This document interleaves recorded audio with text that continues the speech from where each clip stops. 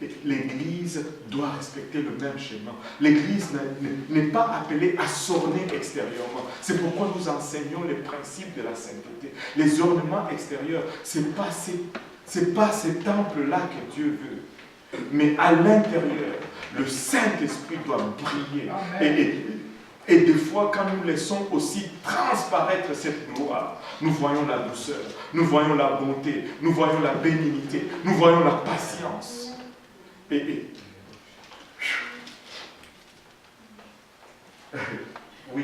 Ayez non cette parure extérieure qui consiste dans les cheveux tressés, les ornements d'or ou les habits qu'on revêt, mais la parure intérieure est cachée dans le cœur, la pureté incorruptible d'un esprit doux et paisible, qui est d'un grand prix devant Dieu. Les décorations avec Dieu, ce n'est pas extérieur. Les ornements de son temple, ce n'est pas extérieur. Paul nous dit, ne savez-vous pas que vous êtes le temple du Saint-Esprit? Et si vous êtes un temple, vous devez respecter tous les schémas du temple depuis le commencement. Dieu ne change pas. Il est le même hier, aujourd'hui et éternellement. Ces principes que nous enseignons, les principes de la sanctification, ne sont pas les principes de l'Église pentecôtiste unie internationale, ne sont pas les principes de l'Église pentecôtiste unie de Saint-Laurent, ne sont pas les principes de Paul Graham ou de Dieudonné Kaosi. Ce sont les principes bibliques depuis le commencement de la parole de Dieu. Nous sommes le temple. Et si nous sommes le temple, nous allons respecter le même schéma. À l'extérieur, ça va être terne peut-être. Mais à l'intérieur, ça bouillonne de gloire. Ça bouillonne de gloire. Alléluia. Maintenant, on ne va pas parler du troisième parce que je n'ai pas beaucoup de détails sur lui. On va attendre que la ville descende et puis on va l'ausculter quand elle va descendre. Mais je suis sûr, oui, le quatrième, je suis sûr que ça va respecter le même schéma parce que Dieu ne change pas. Il est le même hier, aujourd'hui et éternellement. Maintenant, quand tu regardais le tabernacle, nous nous sommes dit, ou plutôt la Bible dit, que le parvis était délimité par la clôture délimitait le parvis. Et au parvis, il y avait juste une porte, une seule porte, pas deux, une porte. Ça nous dit déjà quelque chose. Et cette porte était toujours orientée vers l'est. Et Amen. ok. Il y a un éternement qui ne veut pas sortir, qui rentre. Et nous avions dit qu'il y avait deux mobiliers ou des fournitures dans le parvis, à part la tente d'assignation. L'image que nous avons là. Maintenant, quand tu rentrais dans le tabernacle, ou dans le parvis, la première pièce que tu rencontrais, c'était l'autel des holocaustes ou l'autel de sacrifice. Premièrement, c'était la pièce la plus massive de toutes les fournitures ou de tous les mobiliers du tabernacle. Et il y a une raison pour ça. Oui. La porte était vers l'est. Je cherche encore. Je cherche encore. Mais il y a une raison. Il y a un enseignement là-dessus. J'espère que je vais mettre la main là-dessus. Ça a rapport au vent de l'Est, ça a rapport au soleil qui se lève, ça a rapport au sacrificateur qui travaille là-dedans. Le vent était sec. Mais, bref, je ne maîtrise pas le sujet. et je vais chercher si le temps me le permet. Mais non. La première pièce qu'on retrouvait, c'était l'autel des holocaustes. C'était la pièce la plus massive. C'était la plus large pièce du tabernacle. Et elle était là juste après la porte du parvis. Et on peut tourner la page. Et l'autel des holocaustes ou l'autel de sacrifice était premièrement un lieu de mort. C'est là où on amenait la pauvre brebis ou la chèvre qui devait être immolée pour le péché de tel ou de tel. On l'amenait, on l'attachait là-dessus, on sacrifiait cet animal sur cet autel. C'était un lieu de mort. C'était un lieu où coulait le sang. Et c'était un lieu où on brûlait le sacrifice qu'on offrait pour le pardon des péchés. Et ce n'était pas un lieu beau à voir. Parce que de fois, tu pouvais y trouver des restes d'animaux qui brûlaient là-dessus.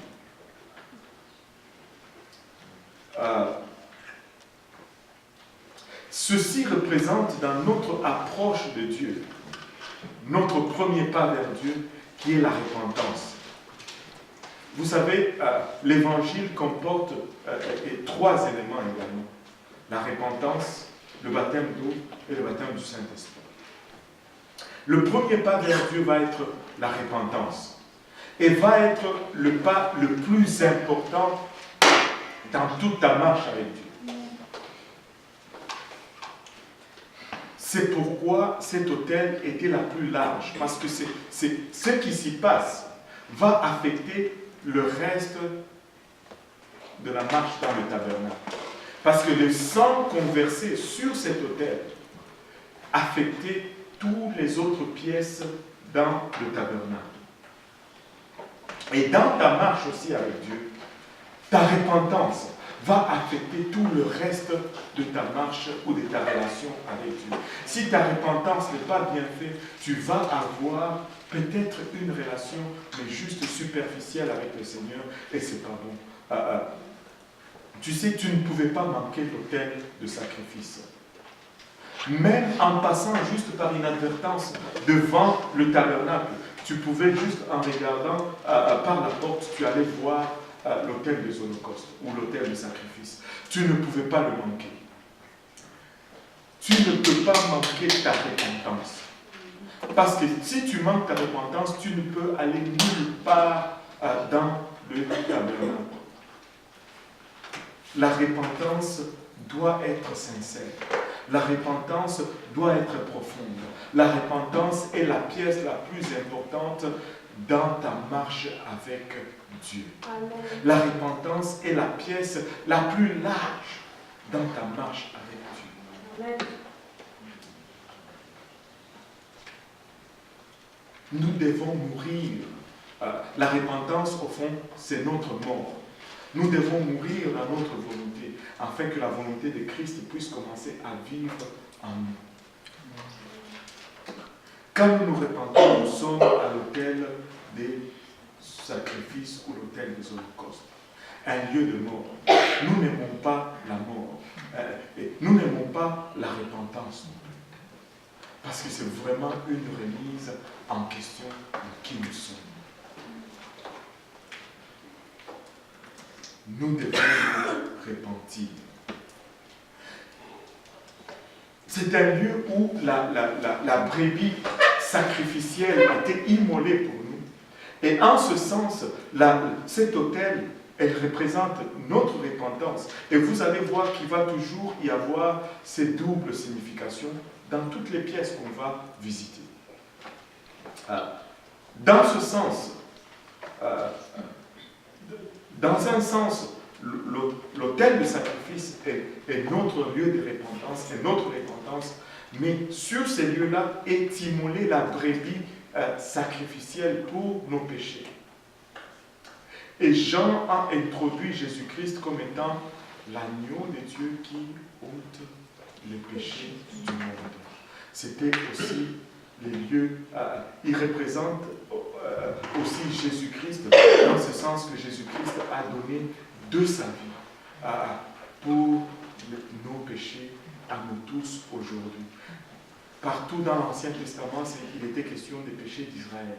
Mais quand on entre dans le Nouveau Testament, c'est le péché du monde. L'ordre des choses change. Nous sommes tous conviés. l'invitation est lancée à tous. Amen. Dieu ne laisse personne à l'extérieur. Notre repentance doit être sincère. Amen. Notre repentance doit être profonde. Il y avait beaucoup. Vous savez, on va peut-être s'égarer là-dedans. On va avancer. Après avoir immolé, quand on a mené la brebis sacrificielle sur l'autel de sacrifice, le sacrificateur, chaque immolé cette brebis, le sang était versé par le fait de cet exercice d'immoler. Le sacrificateur lui-même était tacheté par le sang de cet agneau. Quand il partait plutôt de l'autel de sacrifice, le prochain arrêt, c'était la cuve d'air. Et dans cette cuve, il allait et il se lavait. Il y avait de l'eau dans cette cuve, il y avait continuellement de l'eau dans cette cuve, et il allait et il se lavait là-dedans. Avant d'entrer dans la tente d'assignation, il devait se laver dans la cuve d'airain ou dans la cuve de lavage. Maintenant, ceci symbolise une autre chose dans notre vie ou dans notre marche vers la réconciliation avec Dieu, et c'est très facile, la présence de l'eau là-dedans éclaire la compréhension facilement. Une place de lavage, le baptême d'eau. Nous devons être baptisés au nom de Jésus-Christ pour le pardon de nos péchés. Un place de lavage qui symbolise le lavage de nos péchés. Vous savez, Acte 2, 38, quelqu'un peut le lire rapidement?